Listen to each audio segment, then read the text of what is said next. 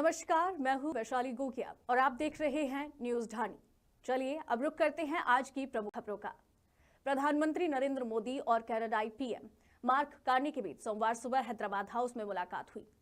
PM Narendra Modi ने कहा है कि भारत और कनाडा के बीच निवेश ट्रेड डील पर बातचीत हुई है। दोनों देशों के बीच कई क्षेत्रों के लिए एमओयू भी किया गया है। इससे दोनों देशों में रोजगार के नए अवसर पैदा होंगे। पीएम ने पश्चिम एशिया में ईरान वॉर को लेकर भी बात की और कहा कि पश्चिम एशिया में तनाव से भारत चिंतित है। भारत विश्व में शांति और स्थिरता चाहता है। हर समस्या का समाधान बातचीत के जरिए निकाला जाना चाहिए। पीएम कार्नी के इस दौरे का सबसे बड़ा मकसद भारत कनाडा के बीच 10 साल का यूरेनियम सप्लाई समझौता है। बताया जा रहा है कि ये डील करीब $3 अरब की हो सकती है। दरअसल कनाडा दुनिया का सबसे बड़ा यूरेनियम उत्पादक देश है। भारत और कनाडा के बीच न्यूक्लियर कोऑपरेशन एग्रीमेंट 2013 में लागू हुआ था, जिसके बाद कनाडा ने भारत को यूरेनियम सप्लाई करना शुरू किया। भारत अपनी तेजी से बढ़ते परमाणु ऊर्जा क्षेत्र के लिए और अधिक यूरेनियम खरीदना चाहता है। वहीं भारत में 600 से ज्यादा कैनेडियन कंपनीज काम कर रही है। भारत से कनाडा को मुख्य निर्यात में दवाइयां, रत्न आभूषण और समुद्री उत्पाद शामिल है। कनाडा के बड़े पेंशन फंड पहले से ही भारत में रियल एस्टेट और लॉजिस्टिक्स जैसे क्षेत्र में बड़ा निवेश कर चुके हैं। जानकारी के अनुसार उन्होंने भारत में $100 मिलियन यानी कि करीब 8 लाख करोड़ रुपए से ज्यादा का निवेश किया है। कनाडा के प्रधानमंत्री मार्क कार्नी का कहना है कि दोनों देशों के बीच कभी-कभी राजनीतिक मतभेद रहे हैं, लेकिन बावजूद इसके कनाडा भारत की तेजी से बढ़ती अर्थव्यवस्था का भरोसेमंद साझेदार बना रहेगा।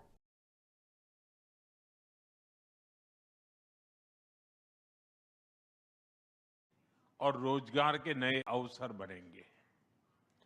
कनाडा के पेंशन फंड्स ने भारत में $100 बिलियन का निवेश किया है। यह भारत की ग्रोथ स्टोरी में उनके गहरे विश्वास का प्रतीक है। आज हमें दोनों देशों के बिजनेस लीडर से भी मिलेंगे। उनके सुझाव हमारी आर्थिक साझेदारी का रोड मैप तय करेंगे। अब बात करते हैं राजधानी जयपुर की। मुख्यमंत्री भजनलाल शर्मा भांकरोटा स्थित संगम पैराडाइज में आयोजित होली स्नेह मिलन समारोह में पहुंचे। यहाँ पर ढोल और होली के गीतों के बीच उनका स्वागत किया गया। वहीं कलाकारों ने अपने प्रदर्शन से लोगों को उत्साहित कर दिया। तो वहीं स्थानीय बीजेपी कार्यकर्ताओं, सैकड़ों महिला कार्यकर्ताओं और किसान वर्ग के प्रतिनिधियों ने समारोह में भाग लिया। मुख्यमंत्री ने मंडल अध्यक्षों की शुभकामनाएं स्वीकार की। इस अवसर पर सीएम भजनलाल शर्मा को साफा पहनाया गया और 21 किलो फूलों की माला भी पहनाई। किसान कार्यकर्ताओं ने उन्हें फसल की बालियां भेंट की। इधर व्यापार मंडल के लोग भी उनसे मिलकर होली की शुभकामनाएं देने के लिए पहुंचे। सभी वर्ग के कार्यकर्ताओं से उत्साहपूर्वक उन्होंने मिलते हुए मुख्यमंत्री ने स्नेह मिलन का आनंद भी साझा किया। अब खबर राजधानी जयपुर से है, जहां पर जय क्लब में ढूंढाड़ परिषद की ओर से 13वें विशाल फागोत्सव ढूंढाड़ की धमाल का आयोजन किया गया। इस कार्यक्रम में उप मुख्यमंत्री दिया कुमारी ने शिरकत की। साथ ही कार्यक्रम में मौजूद गणमान्य अतिथियों, माताओं और बहनों को होली की शुभकामनाएं दी गई। उप मुख्यमंत्री दिया कुमारी ने कहा कि ढूंढाड़ क्षेत्र की सांस्कृतिक परंपराएं, लोकगीत और फाग गीत हमारी विरासत और सामाजिक एकता का प्रतीक है। हमारे त्योहारों और परंपराओं को संजोने और आगे बढ़ाने में ढूंढाड़ परिषद का अत्यंत महत्वपूर्ण योगदान रहा है।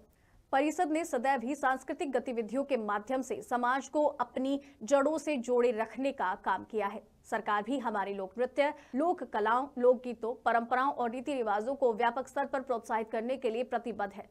सरकार का प्रयास है कि इन सांस्कृतिक धरोहरों को राष्ट्रीय और अंतर्राष्ट्रीय मंचों तक पहुंचाया जाए, ताकि हमारी सांस्कृतिक पहचान और भी ज्यादा सशक्त होकर उभरे।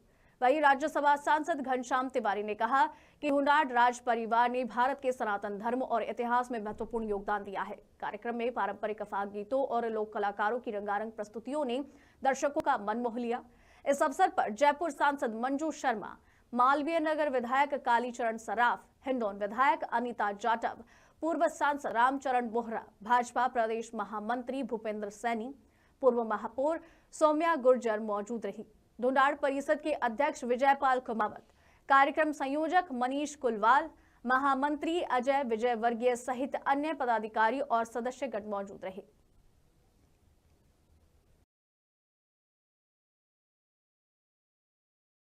जयपुर में उद्योग मंत्री और जोटवाड़ा विधायक कर्नल राज्यवर्धन सिंह राठौड़ ने जोटवाड़ा क्षेत्र में चल रहे विकास कार्यों की प्रगति को लेकर समीक्षा बैठक ली, जिसमें नगर निगम, जयपुर विकास प्राधिकरण और NHAI के अधिकारी मौजूद रहे।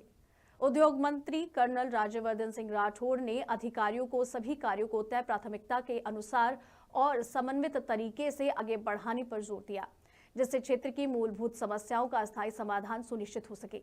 मंत्री ने सड़कों के निर्माण और मरम्मत, अंडरपास से जुड़े कार्यों में तेजी, सेक्टर रोड पर ट्रैफिक सुधार और बढ़ते यातायात के लिए आवश्यक कदम उठाने पर विशेष बल दिया है। इसके साथ ही उन्होंने ड्रेनेज और सीवरेज समस्याओं को भी गंभीरता से लेते हुए कहा कि जहां जल निकासी की कमी से सड़कें बार बार क्षतिग्रस्त होती हैं, वहां स्थायी ड्रेनेज व्यवस्था सुनिश्चित की जाए। उन्होंने सभी विभागों को आपसी समन्वय के साथ काम करते हुए समयबद्ध और प्रभावी परिणाम देने के निर्देश दिए। अब खबर बारां से है, जहां सुखदेव गोगामैडी को न्याय दिलाने की मांग को लेकर आंदोलन तेज हो गया है। श्री राष्ट्रीय राजपूत करनी सेना की राष्ट्रीय अध्यक्ष शीला सुखदेव गोगामैडी ने बारां में प्रेस वार्ता कर 29 मार्च को जयपुर में मुख्यमंत्री आवास घेराव की चेतावनी दी है। उन्होंने कहा, विदेशों में छिपे आरोपियों को भारत लाकर कोर्ट के माध्यम से फांसी की सजा दिलाई जाए। साथ ही यूजीसी के कथित काले कानून को वापस लेने की मांग दोहराते हुए कहा, श्री राष्ट्रीय राजपूत करनी सेना पहले भी इसका विरोध कर चुकी है और मरते दम तक विरोध जारी रखेगी। अब खबर चूरू के सुजानगढ़ से है, जहां आरटीओ इंस्पेक्टर का ट्रक ड्राइवर के साथ कथित मारपीट का मामला सामने आया है, जिसमें ड्राइवर घायल हो गया है। बताया जा रहा है कि मामला रतनगढ़ क्षेत्र से जुड़ा है। घटना के दौरान मौके पर मौजूद स्थानीय लोग साहब आपने ये सही नहीं किया कहते सुनाई दिए। इस घटना के बाद परिवहन विभाग की कार्यशैली पर सवाल खड़े हो रहे हैं। मामला सामने आने के बाद पुरुषोत्तम शर्मा, आयुक्त परिवहन एवं सड़क सुरक्षा विभाग ने मोटर वाहन निरीक्षक सुरेश बिश्नोई को सस्पेंड कर दिया। आदेश में कहा, सुरेश बिश्नोई मोटर वाहन निरीक्षक जिला परिवहन कार्यालय सुजानगढ़ का निलंबन अवधि में मुख्यालय परिवहन मुख्यालय जयपुर रहेगा एवं इन्हें निलंबन काल में नियमानुसार निर्वाह भत्ता भी देना होगा। गौरतलब है कि प्रदेश में परिवहन विभाग के अधिकारियों की हठ धर्मता को लेकर हाल ही में निजी बस ऑपरेटर्स ने भी हड़ताल की थी, जिसके बाद अब मामला तूल पकड़ता नजर आ रहा है।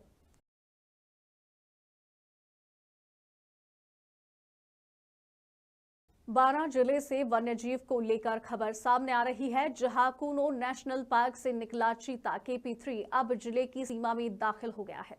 KP3 बांझ आमली क्षेत्र से रामगढ़ क्रेटर के पास लगभग 3 किलोमीटर की दूरी पर विचरण कर रहा है। वन विभाग की टीम उसके हर मूवमेंट पर नजर बनाए हुए है और सैटेलाइट कॉलर के जरिए उसकी गतिविधियों को ट्रैक भी किया जा रहा है। बता दें कि इससे पहले KP3 का बड़ा भाई KP2 भी इसी इलाके में सक्रिय था, जिससे वन्यजीव गतिविधियां बढ़ गई। अब वन विभाग ने आसपास के गांवों को सतर्क रहने की चेतावनी दी है और पूरी तरह से अलर्ट मोड पर है। अब बात करते हैं इजराइल, अमेरिका और ईरान की जंग की, जहां ईरान के टॉप नेशनल सिक्योरिटी अधिकारी अली लारीजानी ने सोमवार को कहा कि ईरान अमेरिका से कोई बातचीत नहीं करेगा। ये बयान उन खबरों के जवाब में आया है जिसमें कहा गया था कि ईरान ने अमेरिका से फिर से बातचीत शुरू करने की कोशिश की है। इस जंग के बीच छिपा बाड़ोत उपखंड क्षेत्र के हरनावदा शाहजी कस्बे के 2 व्यापारी परिवार दुबई में फंसे हुए हैं। नरेंद्र खंडेलवाल और नवल किशोर गर्ग अपने परिवारों के साथ दुबई घूमने के लिए गए थे, लेकिन अमेरिका ईरान तनाव के चलते उनकी वापसी की फ्लाइट रद्द हो गई। शनिवार को भारत लौटने वाली उड़ान रद्द होने के बाद उन्हें दुबई में ही रुकना पड़ा है। परिवार के सदस्यों ने बताया कि वो 6 दिन पहले पर्यटन के उद्देश्य से दुबई गए थे और 1 मार्च को उनकी वापसी तय थी। उन्हें अचानक ईमेल के जरिए फ्लाइट रद्द होने की सूचना मिली। निर्धारित समय पर होटल से चेकआउट करने के बाद उन्हें अपने खर्च पर दूसरी होटल बुक करनी पड़ी। वर्तमान में परिवारों को अतिरिक्त होटल शुल्क और अन्य खर्चों का भुगतान करना पड़ रहा है, जिससे उन पर आर्थिक बोझ बढ़ गया है। परिवारजनों का कहना है कि दुबई में स्थिति शांत है, लेकिन अनिश्चितता के माहौल के कारण अन्य पर्यटक भी चिंतित हैं। अधिकांश पर्यटक होटल में ही रुके हुए हैं और नई उड़ान की प्रतीक्षा कर रहे हैं। इधर हरनावदा शाहजी में उनके परिवार वाले और शुभचिंतक लगातार संपर्क बनाने की कोशिश कर रहे हैं और उनकी सुरक्षित वापसी की दुआ कर रहे हैं। दोनों परिवार अब नई उड़ान की व्यवस्था होने का इंतजार कर रहे हैं।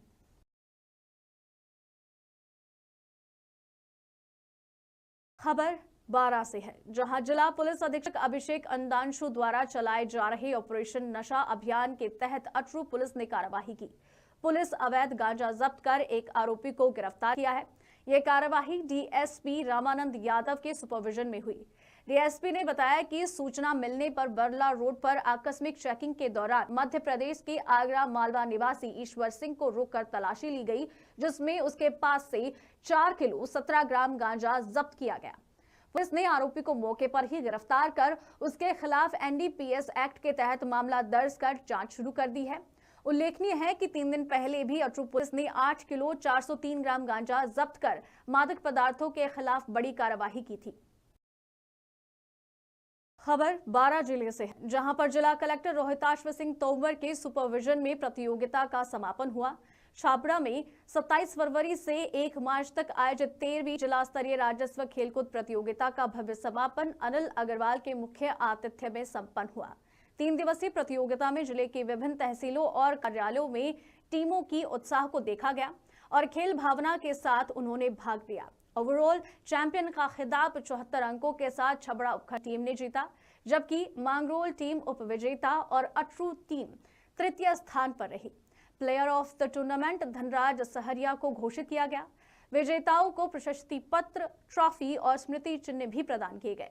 कार्यक्रम की शुरुआत वंदे मातरम और दीप प्रज्वलन के साथ हुई। उपखंड अधिकारियों ने प्रतिवेदन प्रस्तुत किया और संभागीय आयुक्त ने खिलाड़ियों को खेल भावना, अनुशासन और नेतृत्व क्षमता विकसित करने का संदेश दिया। अंत में ध्वजा अवतरण के साथ प्रतियोगिता के औपचारिक समापन की घोषणा की गई। साथ ही सभी अतिथियों और प्रतिभागियों का आभार भी जताया गया।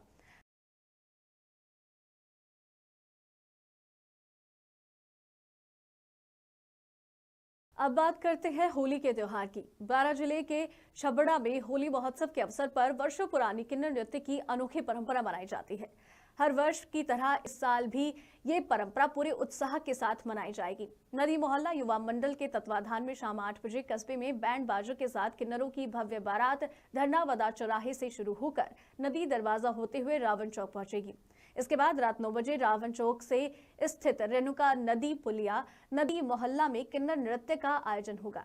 हर साल की तरह इस बार भी खास परंपरा को देखने के लिए बड़ी संख्या में लोग जुटते हैं और देर रात तक कार्यक्रम का आनंद भी उठाते हैं। बारां जिले में होली को शांति और सौहार्द के साथ मनाने के लिए जिला प्रशासन पूरी तरह से मुस्तैद है। कलेक्टर रोहिताश सिंह तोमर और एसपी अभिषेक अंदांशु ने पुलिस और प्रशासनिक अधिकारियों के साथ जिला मुख्यालय के प्रमुख बाजारों, चौक चौराहों और संवेदनशील इलाकों का पैदल निरीक्षण किया। अधिकारियों ने दुकानदारों और आमजन से कानून व्यवस्था बनाए रखने की अपील की है।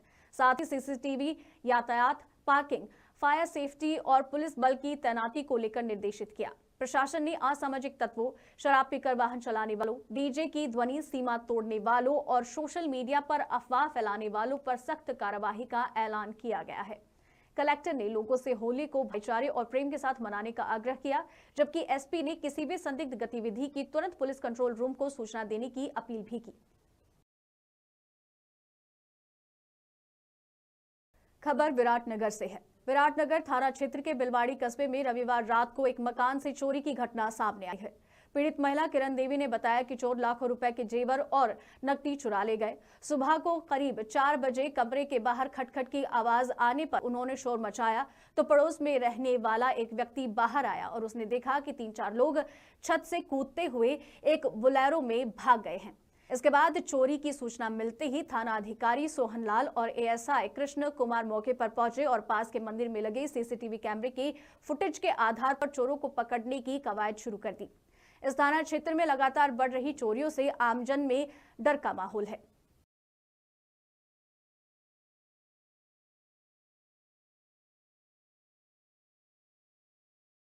आज की खबरों में बस इतना ही। बने रहिए न्यूज़ ढानी के साथ।